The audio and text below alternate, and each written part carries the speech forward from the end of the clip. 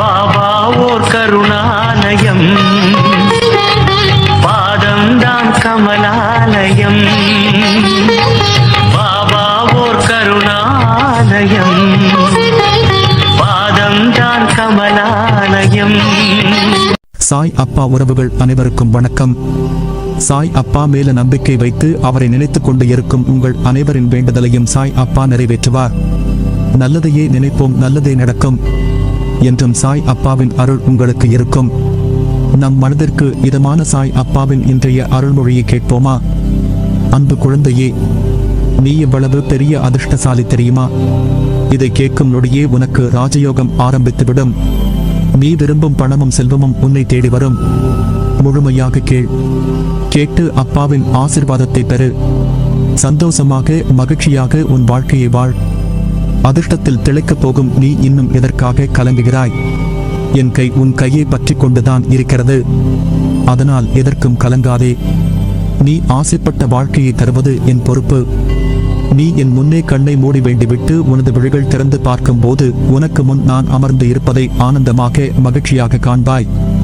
உனக்காக அவதரித்தவன் நான் ஒருவன் மட்டும் அவதரிக்கவில்லை என்றால் அனைத்தும் சம்பித்து போயிருக்கும். காலத்தின் கட்டாயம், விதிக்கப்பட்ட விதி, எங்கோ யாருக்கோ பிறந்து யாரிடமோ வளர்ந்து பிரிந்து உங்களுக்காக அவதரித்தவன் நான்.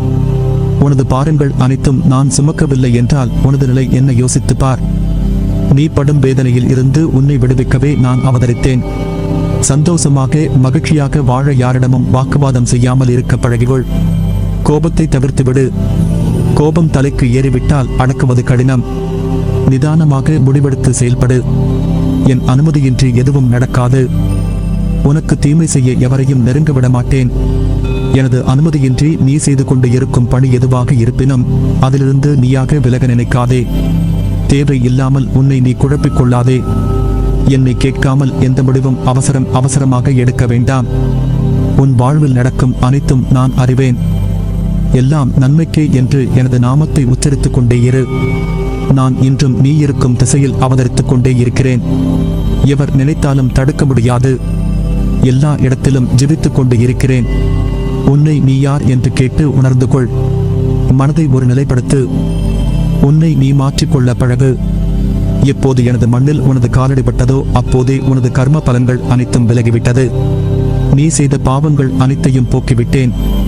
படிப்படியாக பாவங்கள் அனைத்தும் உன்னை விட்டு விலகிவிடும். நீ விரும்பிய வாழ்க்கையை வாழப் போகிறாய். அனைவரும் வியக்கும் வகையில் உயர்ந்த நிலைக்கு வரப்போகிறாய்.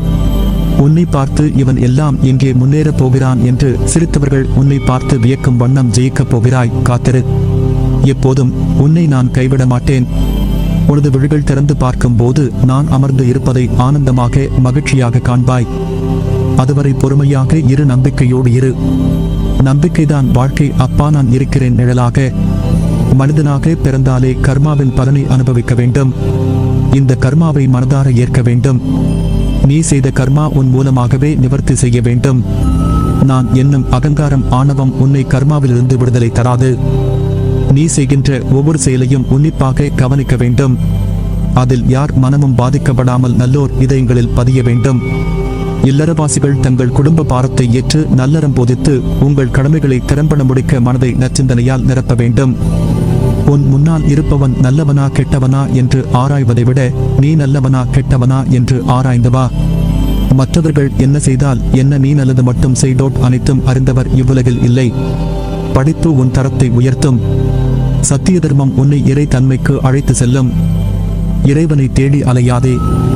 இருக்கும் இடத்திலே அறிய முயற்சி செய். வாழும் வரை நீ எடுக்கும் முடிவே நிரந்தரம். அதில் சத்தியம் ஒளிரட்டும். இதுவே இறை நாட்டம். கோடி செல்வம் வந்தாலும் அது உன்னை விட்டு விலகினாலும் மனம் கலங்காதே. தாய், தந்தை, மகன், மகள், அண்ணன், தம்பி, மனைவி, கணவன், உற்றார், உறவினர், நண்பர்கள் எல்லாம் நீ வாழும் வரைதான். எதுவும் நிரந்தரம் இல்லை.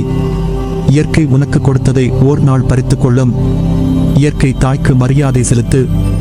உன் கடமை உணர்வை என்றும் மனப்பூர்வமாக உண்மையுடன் அறிந்து செயல்படுத்தி வா. எது உன்னை நோக்கி வந்ததோ மனதார ஏற்று அதை வைத்து வாழ்ந்துவிடு. மனதில் கற்பனை வளர்த்து ஏகபோக வாழ்க்கைக்கு முற்படாதே.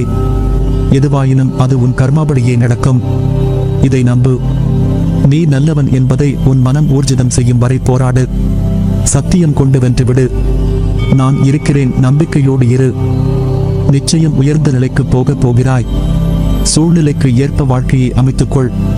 அதுதான் வெற்றிகரமான வாழ்க்கையின் பூரண இரகசியம். இந்த உண்மையை உணர்ந்தவர்கள் வாழ்வில் வெற்றி நிச்சயம்.